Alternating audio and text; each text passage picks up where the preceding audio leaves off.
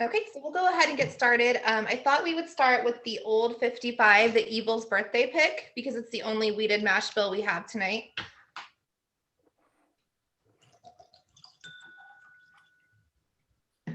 And you can pour the whole sample, but leave some of it for later because we do come back to them at the end just to see if they changed any.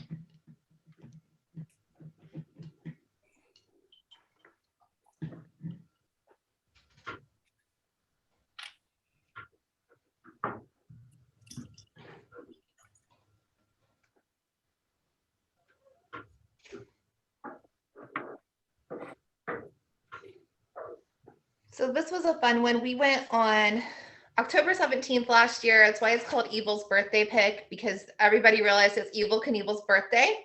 And we were with a bunch of Evel Knievel fans. So that's why it got named that.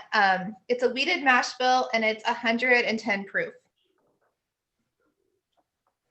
What do you guys think about the nose on this?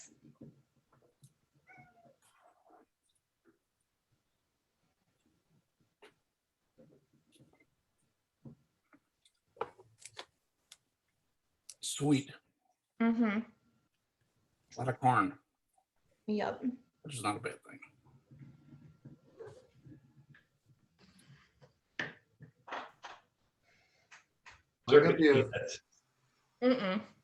I'll be a poor participant for nose because I have a burnt out nose. Mm-hmm.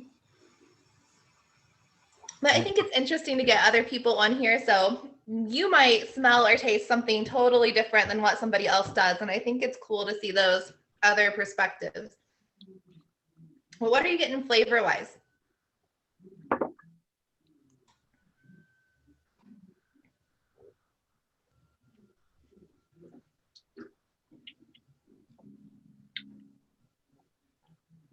Good question. How about yourself? What did you say the mash bill was? It's a wheated mash bill. I don't have the exact mashup of it, but it is his wheated mash bill. I get a little bit of pepperiness, peppery in it. Mm-hmm. In the back end? Yeah. Yeah. A little bit. Like really sweet up front, but peppery on the back. Yeah.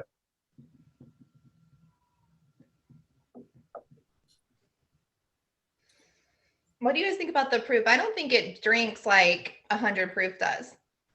No. Or 110. Smoother. Yeah. I thought there'd be more of a burn. Yeah. Really good. Well, when Jason makes his cuts, he does this on a pot still. Mm-hmm. When he makes his cuts, he absolutely doesn't leave any of the heads or any of the tails in them. He actually waste some stuff. Yeah, he'll say he's probably one of the most wasteful distillers because he does that. But I think it makes a difference, like in his end product, like no like tangent, like gross aftertaste or anything. This does not taste like a breakfast bourbon or breakfast whiskey, maybe a lunch whiskey. Yeah, you can have lunch with that for sure. Kind of catching up here because of course my dog asked to go outside the instant we started, but I get a lot of banana on the nose, like and not like banana dessert, but like the fruit banana that to me it smells like I just peeled a banana, and then I'm getting it in the taste as well, but I think it's because I smell it so much.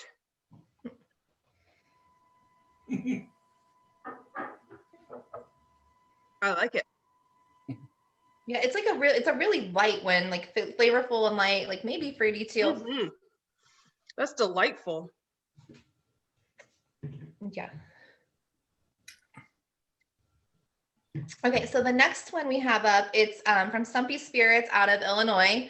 It's called the Bananas Foster Pick, and this was a super special barrel that Steve Akeley, our founder, tasted with Adam, the distiller, and Adam didn't want to sell it to him. Even though it tasted just like Bananas Foster, there's no flavoring in it whatsoever. It's just what the barrel did to the product while it was in there. Yeah, if you thought you got a little banana out of the last one, we did get a load of this one. Yeah, wait for this one. Yeah, and I actually have that bottle. I bought a bottle of this one. It's really good, guys. Like there's not a lot left here. Yeah, well. Yeah, yours looks like it's doing better than mine is. Mine looks like Rick's. This one is 112 proof. Can I get a good look at that label there?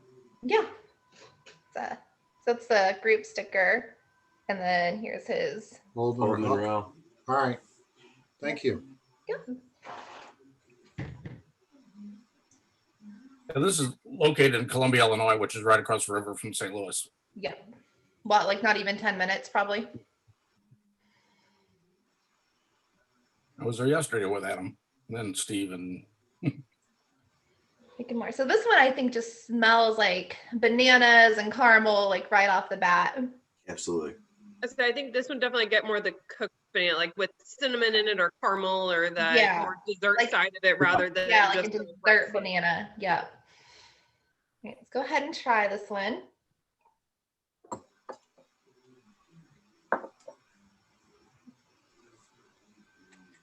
What do you guys think? I'm getting a little bit of cinnamon, not like the artificial cinnamon, but cinnamon. Yeah. Right. I can agree with that. Yeah, absolutely. Yeah, I'm getting like a burnt sugar and cinnamon, kind of like you would have like on a crusted on a dessert. Mhm. Creme brulee. Yeah, Yeah. kind of like a creme brulee topping. Yeah. Mhm. kind of like the sauce on Bananas Foster. Yeah, and it's exactly why I got you that. Yeah, it's definitely like a spicy, good dessert because it's sweet too. And it was just one of those weird barrels that just turned out this way for really no rhyme or reason.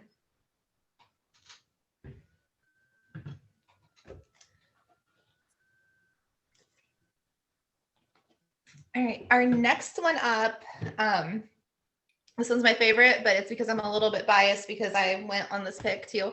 It's called the Angel Share. We got it from Limestone Branch out of Kentucky. Stephen Fonte, Stephen Beams, the distiller.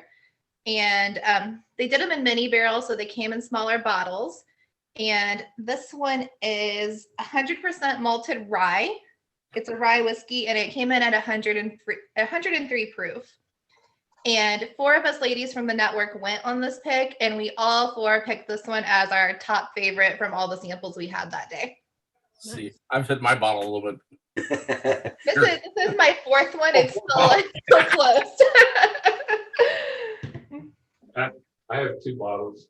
Yeah, I was surprised because like Becca, Justine, Christy, and I, we all like very different things, but it was amazing. We picked this one as everybody's favorite.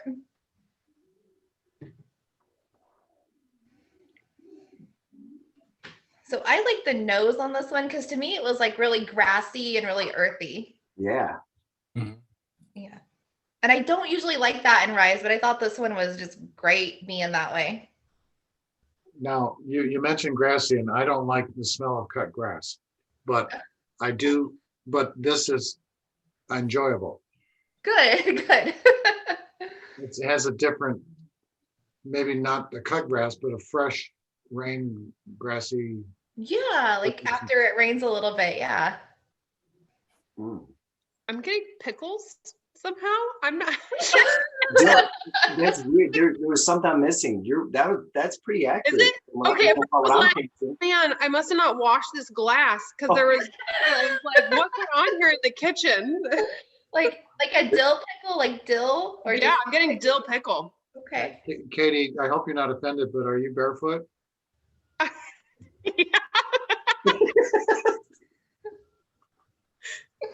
Bob's got it. Bob's got it. That is crazy. Thank you, Katie, for entertaining me. I like how I had to look down at my feet too with the question. Baby. All right, let's try this one. How did I know that?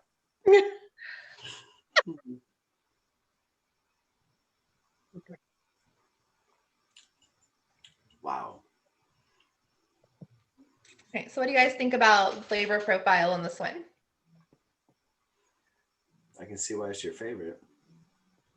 Yeah, and I mean the other ones weren't bad by any means, but this just came in as Ooh, yeah. This is that's a such a little on the dry well-rounded side. spice. Mm-hmm. Yeah, and being 100% like a malted rye, it doesn't have that in your face rye spice that you would expect. Like it's so, people hate the word smooth, but it's smooth and drinkable and just easy. You can have ryes made on 100% rye, and they don't have to be malted. So Right. this is unique in that aspect. Yep. I like when a whiskey when I can taste it on all parts of my palate at the same time as I drink. It's not just like, oh, I noticed it at the back, or I noticed it on, the tip of my tongue. That when I can taste it all over at the same time, and I really get that with this. Yeah. Yeah, I think we did a really good job picking that one. All right, so go ahead, drink some water, do whatever. We're gonna jump back to this first one, that old 55 wheated mash bill. And just see, did it open up while it was sitting a little bit?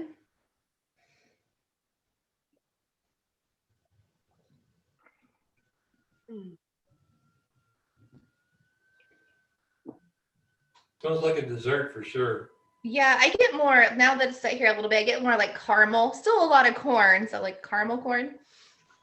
And I had mentioned that I couldn't smell anything in the beginning. Now that it's opened up, I do pick up that caramel. Yeah.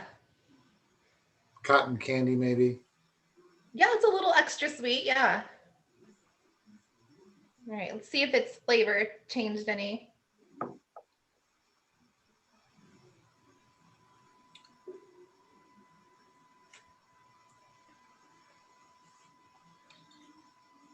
Still good.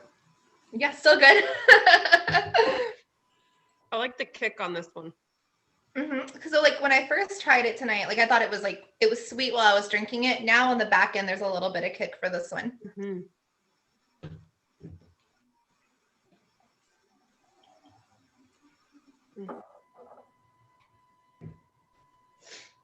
All right, and then this Stumpy's Banana Foster. It just gets better. Like the longer this one sits, like the better it gets.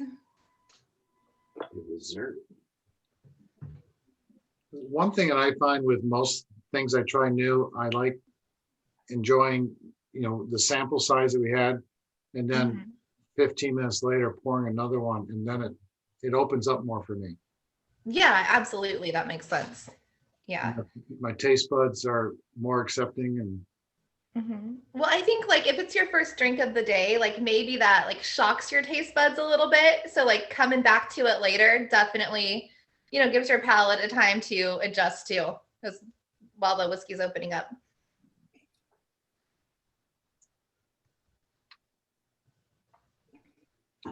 This one still just tastes like dessert to me. First time was banana. Now I don't taste the banana as much. You don't get banana? The first time, yes. Now it's more caramel. There's a yeah, since he mentioned it, me as well. I'm not tasting as much banana. Yeah, it almost tastes like, I don't know, to me, like if you burnt a meringue or something, that's kind of what it tastes like to me now. There's something on the back end though. Which isn't a bad taste. A little bit. Yeah, and I feel like this one's really thick. Like it has like a really thick mouthfeel to it. Agree. Yeah. That's You know, good. that'd be cool if a distiller would put the viscosity of their liquids on the Yes. bottle, like Yeah. the proof and. Yeah, and I don't like, I feel like that's something they should know, but I don't know if they like always know what that's gonna be when they bottle it. I think because the viscosity wouldn't be that different between liquid to liquid. It's the units are not enough. I actually measure viscosity as part of my job. So, so I think what we taste is going to be different. What we describe as taste and viscosity on taste is a lot different than actually measuring the viscosity of a liquid. You probably want a bottle of bourbon or rye that said it was 112 proof and 40 weight, Yeah. Man, I wish I had your goatee. For Bill. Yeah, for Bill. That's awesome, man. Yeah. Well, About 3 months ago, I got kind of fucked up on one of these and I trimmed it and I cut way too much off and it just never went back out. It's grown back out just fine, Bill. It happens, right? You shaved it off, what, 2 weeks ago, and that's what happened after? No, it was about 3 months ago. Yeah, maybe the whole goatee beard thing is like the equivalent of girls being like, I'm gonna cut my bangs, and it's like, Right. don't do it. No. Just don't. Even with long hair, I tried to trim just my hair once and it didn't work out. Cutting your own bangs. Don't do it. Yeah. Don't do it. Yeah, sometimes I miss a little bit. Just saying. Yeah. Just put it down your eyes a little bit. Yeah. No, but I do have the utmost respect for guys that have these trimmed out, great looking beards. Cause I'm like, I know that's a lot of work. That has to be a lot of work to get that just perfect. Well, I don't know about perfect, but it's a lot of work for what I do, so. All right, let's jump back to this limestone branch, our angel share.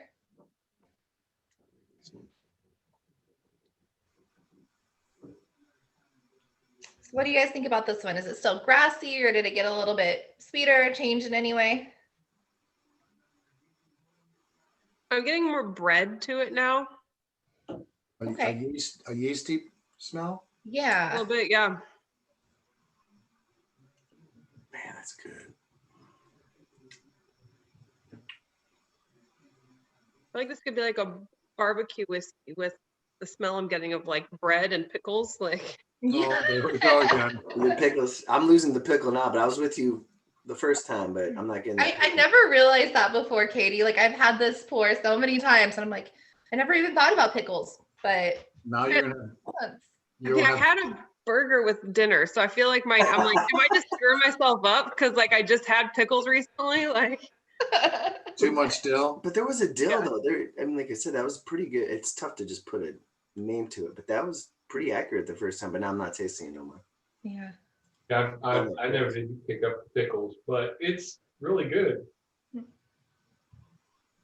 It feels a little dry, Mm-hmm. which isn't a bad thing. No. No, and I think it's cool the way they age these because they're smaller barrels. I think I forget the size of them, but they're in shipping containers out back behind the distillery. So they age a little different. And this one is only 20 months old. Oh. So it's not bad for being Wow. under 2 years old. that's impressive. Mhm. Maybe it's because he used dill in it before they age it. Normally, I don't take a liking to a young bourbon. I think that's Yeah, what's same. great about these craft guys is because they can do stuff younger, but they can be so technical about what they're doing and where they're cutting, and they can do young very well, opposed to like the bigger distilleries. Well, they Kind kind of have to, otherwise they starve. That's true. You gotta get it out young so you can pay bills. I get it. Right. But they absolutely do a great job.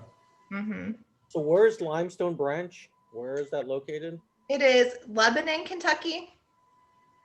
It's about an hour and a half. If you're in northern Kentucky, like almost the Cincinnati area, it's about an hour and a half. And I think about an hour and a half from Louisville. So it's about kind of middle ground there. Maybe an But hour. it's a beautiful place if you get a chance to visit. And it is the only distillery that is owned by a Beam family member. True. Yep. Stephen Beam. And he's distilling there. Also, you can meet Fonte's dog when you go there, and Louis is amazing. Latte. Yeah, you get to meet him too. He's the best tour guide I think that's out there right now. All right, guys. We always vote on our favorites. So if number one, that Old 55 was your favorite, raise your hand. Okay, got one. All right. If number two, the Stumpy's Banana Foster was your favorite, raise your hand. Rob. And if number 3 was your favorite, raise your hand. All right, 3's a winner. Yay.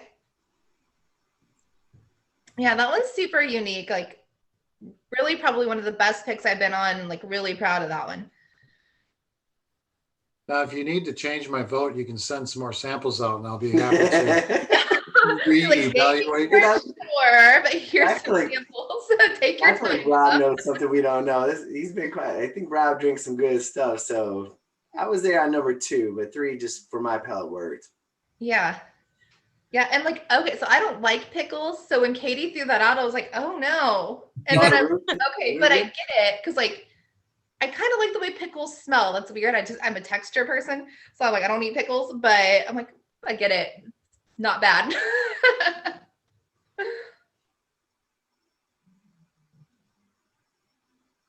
Hey, so they'll be thrilled at Limestone Ranch to know they are our favorite tonight. They were a very, very close second for me. So I'm happy I with that agree. one winning. Well, Yeah. all 3 of these. Mhm. Yeah, all 3 of them were really good. The Old 55 was my number 2. Yeah.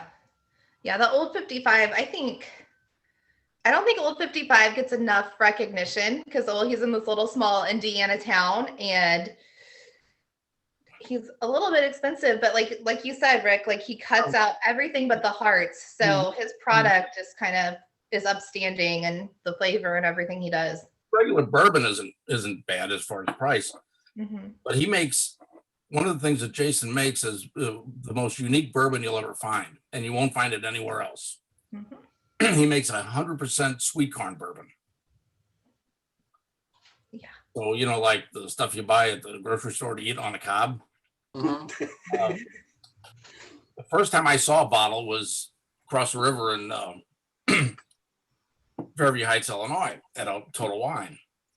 And I knew Steve Akeley was going to have I saw this stuff, but I also knew that Steve Akeley was going to have an interview with him online like the next day.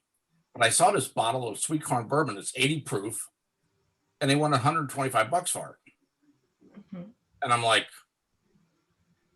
I'm going to wait till I hear the interview. There's got to be there's got to be some kind of justification other than I'm a small craft distiller for $125 for 80 proof bourbon, Mm-hmm. Well, when I listened to the interview, Jason was like, well, part of the thing that makes it costly is, normal corn that, yellow dent, what, number 4? Yeah. That distillers use, that everybody uses, which is basically, livestock feed. That goes for about $4 a bushel. The stuff I use costs about $1,200 a bushel. Wow. Whoa. Oh, He said, so therein lies why it's costly.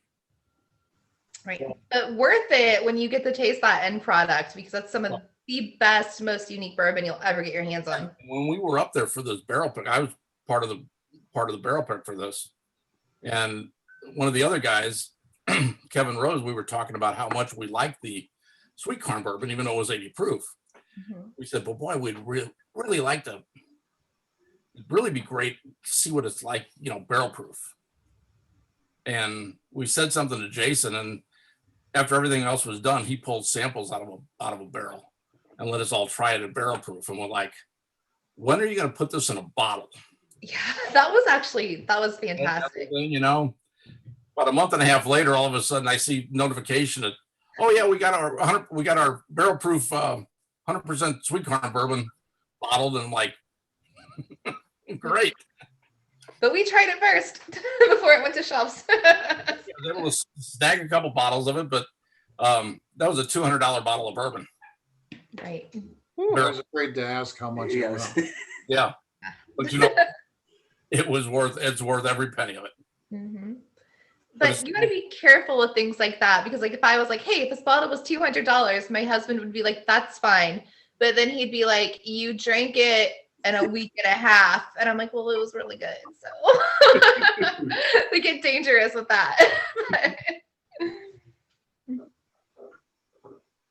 Oh well, if you're buying stuff at a bar, I mean, Right. True. Well, one of the things that I've noticed on the bourbons that I buy is that the cheaper they, well, not the cheaper, but the more common they are to get, the more I like them. Mm-hmm. I like to have things that are unusual, but I don't drink those on a daily basis. Yeah, right. Right. Like I used to post a bunch about larceny, like larceny, you either love it or you hate it. I loved it. And I was like, here, I'm in Indiana, it's $25 a bottle. Yeah, that can be a daily drinker, one you go to all the time and like you don't really think about it. And I thought it was great for being a weeded bourbon. Like it has more flavor than Maker's Mark. Like I drink it all the time. Larceny's got a good bang for the buck, like Old Forester Rye does. Yeah, that rye, like, oh my God, they came out with that rye, what, like 2 years ago? $20. You can't beat it. And Can't beat it. yeah, I really like Old Tub. Dude, I actually have not tried or bought Old Tub yet. That's good stuff. Old Tub. I think the next time that I make a sizable purchase, I'm gonna buy a case of Old Tub. Not that you like it, right? You wanted to share with your friends. Yeah. Well, they said that that was gonna be a limited release. And so they were on the other day on one of the just meetings, case, and they said, well, it is a limited release, but they're gonna release it like 2 or 3 times a year. It's not super limited. When we think limited, I'm like, I can buy it right now and that's it. But what did you, Bill? So your anniversary is repeal day. What did you think of the repeal batch? Who made the repeal batch? It was a Beam product. They did it. The Repeal batch is white label that's non-filled filtered. Yeah. Probably haven't had that then. You haven't had it. I'll try to find you a bottle. We have a couple of them here, but yeah, they did it for whatever anniversary of repeal day a couple years ago. When it first came out, I found it by accident at a liquor store here in St. Louis that had a mound of it, and they were selling it for $7 a bottle. Wow. It's Wow. That's crazy. how can anybody put, 4/4 of a quart of bourbon in a bottle of shit for $7?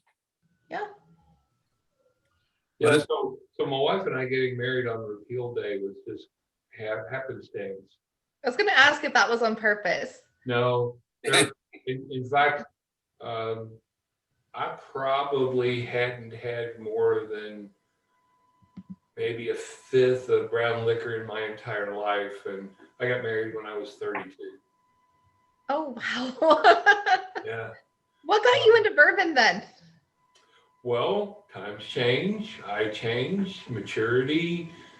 You start learning about different things, and I didn't start drinking bourbon until probably 2008 or 2009, and